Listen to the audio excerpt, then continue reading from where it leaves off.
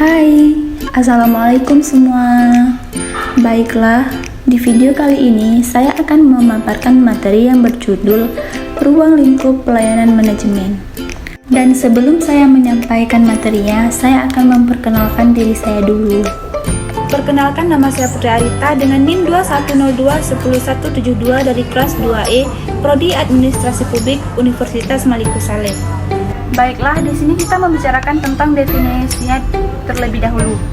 Manajemen adalah proses perencanaan, pengorganisasian, pengarahan, dan pengawasan usaha-usaha para anggota organisasi dan penggunaan sumber daya organisasi lainnya agar mencapai tujuan yang telah ditetapkan oleh perusahaan tertentu.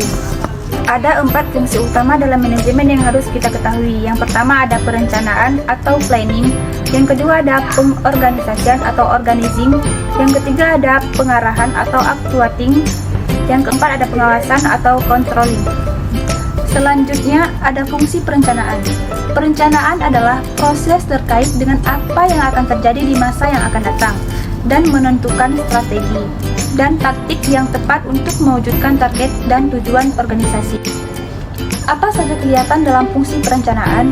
Yang pertama, menetapkan tujuan dan target bisnis. Yang kedua, merumuskan strategi untuk mencapai tujuan dan target bisnis tersebut.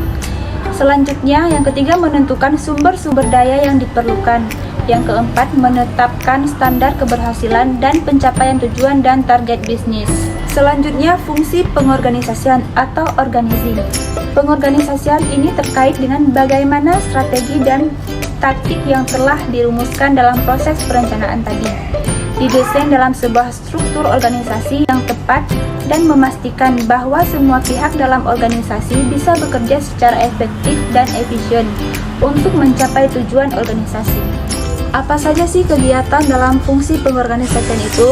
Yang pertama ada mengalokasikan sumber daya, merumuskan dan menetapkan tugas, dan menetapkan prosedur yang diperlukan. Yang kedua, menetapkan struktur organisasi yang menunjukkan adanya garis kewenangan dan tanggung jawab. Selanjutnya ada fungsi pengarahan. Pengarahan adalah program agar dapat dijalankan oleh seluruh pihak dalam organisasi, serta proses memotivasi agar semua pihak tersebut dapat menjalankan tanggung jawabnya dengan penuh kesadaran dan produktivitas yang tinggi. Dan apa saja kegiatan dalam pengarahan? Yang pertama, membimbing atau memberikan motivasi kepada tenaga kerja agar dapat bekerja secara efektif dan efisien dalam pencapaian tujuan. Selanjutnya, memberikan tugas dan penjelasan rutin mengenai pekerjaan. Dan berikutnya, menjelaskan kebijakan yang ditetapkan. Selanjutnya, fungsi pengawasan. Pengawasan adalah proses yang dilakukan untuk memastikan seluruh rangkaian kegiatan yang telah ditetapkan, supaya dapat berjalan sesuai dengan target yang diharapkan, sekalipun berbagai perubahan yang terjadi dalam lingkungan di dunia bisnis yang dihadapi. Nah, apa saja kegiatan dalam pengawasan? Yang pertama, mengevaluasi keberhasilan dalam pencapaian tujuan dan target bisnis sesuai dengan indikator yang telah ditetapkan. Selanjutnya, mengambil langkah klarifikasi dan koreksi atas penyimpangan yang mungkin ditemukan.